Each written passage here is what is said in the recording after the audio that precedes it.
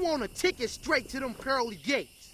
Okay, so this is going to be a little petty video for me. Petty because I think that Tekken 8 is on the right path. I think they're doing great work, but they're just doing a couple, or should I say, not doing a couple of things that I think if they did, it would just put Tekken 8 back on track. We're going to talk about tweets from Arslan, Mark, man. Just a lot of stuff that I think should be talked about so we can continue to push and encourage Tekken to be the best it is, because Tekken with season 2 chaos, they're still so powerful and they're just one step away from making it awesome. Starting off with a tweet from Markman, a lot of discourse and debate after two record-breaking events for Tekken 8. This is talking about EVO and EWC. Both of those events were awesome. Seeing the enthusiasm and passion is great. Let's focus that energy on taking care of ourselves and our mental health. This game bringing us together. I am thankful for everyone's hard work behind the scenes to give us something to fight about. And this is true, right? EWC is great, EVO was great, Combo Breaker was great, so many tournaments was great. But the reason why that is because pro players, we all know this to be true. In order to play legit defense in Tekken 8, you have to have pro level knowledge. You have to understand when to interrupt, when to move, when to do these specific things at these specific times. It takes a lot of time, knowledge, and effort to get to that point. And the Tekken developers know that the average player can't put all this time and resources into becoming good like a pro player. If you could, then you would. So I think the fact that only pros can play defense and only pros can experience that real type of Tekken, it just shows that some of these moves are too overbearing for the average player and they need to tone it down a little bit. This is where I want to show you guys one tweet where this person says, I don't think the devs realize they are one good patch away from doubling the player base and tournament attendance. And this is the thing, this game is already on path. Falkenraum, great. Armor King, like he's going to be great. They're doing great things. They're recovering from their loss, but they're still one step away from really blowing everyone away. One step away. Remove multiple tail spins, reduce a little bit of the plus frames, and then Tekken 8 is cooking. Another tweet here says, Tekken 8 is fun. Man, I really don't get why everyone doesn't like it. TK Breezy says, sometimes you just don't get to play the game, and people don't like not getting to play the game. The game is indeed fire though. The game is fire, it looks good, it sounds good, it even plays good. It's just that it's too oppressive. If they can fix that, Tekken 8 will be very well on its way.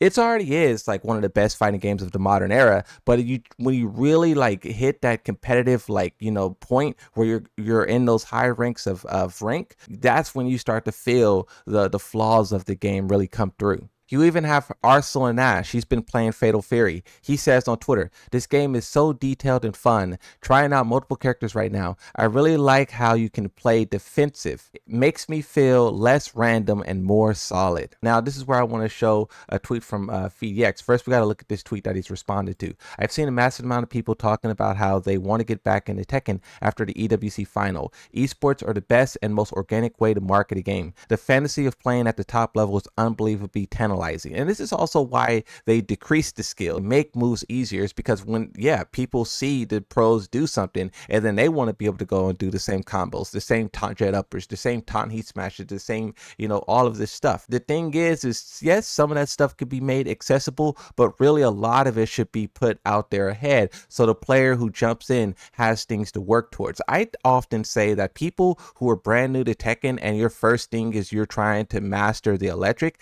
I think you're dooming yourself. You have to focus on using Kazuya's, back three, forward four. You have to focus on a lot of other things, and then you can focus on these very technical inputs, or even at the same time. But don't hyper focus on trying to emulate a pro's gameplay. And I don't think Tekken should encourage that behavior. They should encourage people to love Tekken and experience Tekken the way that we do. Just get into all of the mechanics, all the experience. VDX says Tekken is one of the most watchable esports. Top players bring fire gameplay and stories. I can't wait for when things are balanced better and the community is happy again. Shifting topics real quick and talking about Arslan and Ash, bro said a lot on Twitter, and this is more so about tournaments itself, but also tournaments is what driving Tekken 8 right now, right? It's the driving force.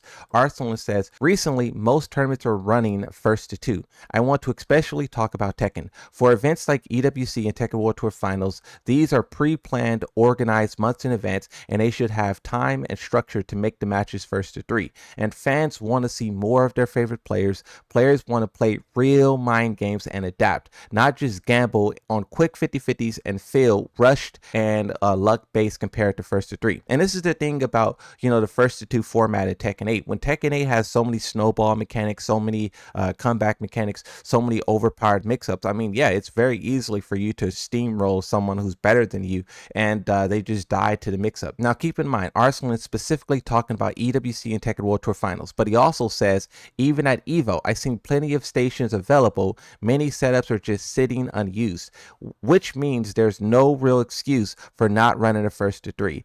If time is the issue, it can be managed better. We don't mind starting earlier or finishing later. Players train countless hours and travel across the world, often spending money that we earn just to compete. To then play a first to two feels too short, especially in modern fighting games. Tekken, Street Fighter, City of Wolves, every modern fighter should be first to three. It's better for the fans, better for the players, and better for the game. Bogart also says first to three, best of five is completely standard at Smash Majors. First to two inside of top 64 and even top 182 is particularly unheard of, and plenty of majors are actually entirely first to three, even from pools. No reason why Tekken and Street Fighter can't do the same thing. More games simply allows for better competition. Also, I do want to note this tweet as well. I beg Bandai Namco, please fix the game online. I had a lot of fun playing this game offline just to be plagued with online. Cheaters, rage quitters, stuttering and lag matches, connection errors after matches, making me lose 1,000 points. The game has heavy demands when it comes to defending, and I could barely begin any offense because of how bad the connection is half of the time. So this is the thing, when you talk about tournaments being so cool and everyone can play defense and react, I mean in Tekken 8 a lot of the moves require instant reaction, but if there's any type of lag, which we know on PC there's a lot of lag, there's a lot of connection issues, there's a lot of outside factors that shouldn't be there that ruins the experience. And I think, once again, the developers tackle all of these things. Some are easier than others, but still, if they make an effort to attack these things, it would increase the experience for everyone. We know PC players make up over half of the player base. If you can fix everything that's going on there, it's going to have a big impact on the game overall. And here's the thing, when you talk about Tekken 8 and cheaters, I made a video about this Claudio player who basically self-reported, and he's a cheater. He was posting on Twitter how he's the best Claudio and he's God 1, and everyone was making fun of this guy. One person says, this guy's hard stuck Tekken King for over a year, doesn't play ranked for months, and in 3 days go from, notice, 3 days go from Tekken King to Tekken God. The reason why I highlight that is because we had a similar issue with another game. This comes from Dextero. A Grand Blue Fantasy Versus player got banned for being too good at the game. He hit the highest rank in record time playing as one of the worst fighters, and a memorial tournament was held in his honor to try and convince the devs to unban him. The streamer streamed the challenge and discouraged stream snipers, ruling out cheating or match fixing as a reason for the ban. And Dextero follows it up and gives an idea of why this person may have been banned. And this is where I want to draw a comparison to Tekken. Dextero says the most likely answer is that he ranked up so quickly that it flagged the game's anti-cheat and resulted in an automatic ban. You have here where someone reaches a high rank very fast and the game is like, whoa, what's going on? Meanwhile, you have Tekken some guy doing the same thing in 3 days and there's no penalty. This is just the differences between Tekken and other fighting games and how we request the developers to step it up. And when Harada talks about getting sued, or Harada talks about, not having the money or the resources to do it, it's not a sustainable answer anymore. We see that his direct competitors are tackling these things and they have features in place to make these things happen. On the topic of making things happen, someone tweeted, what do you mean? Peak is still exclusive to PlayStation 3, sadly. So this is a meme basically where someone is talking about Tales of Exile and how it's only on PlayStation 3. Bandai Namco responds to this and says, good morning and good news for this person in particular. And basically what they're saying to this is that this person back in February 9th, 2024 was requesting that this game be remastered, remade, be brought back to the modern consoles, and months later Bandai Namco responds and say, here we are, we did it. Learn more about the game and its remaster. You can go to the official site and find out. Now, Tekken players have been requesting for quite some time for previous Tekkens to be made remastered, remade, re-released, and yes, we see some progress from Harada in that field. It's still not enough. This tweet went really viral where someone said the exact same thing as the person that Bandai Namco responded to, but here they have a picture of Tekken 6. Now, I do think eventually it will happen, and when it does, I think the players will celebrate, but I also do hope that the players play those games intensely as they're requesting it.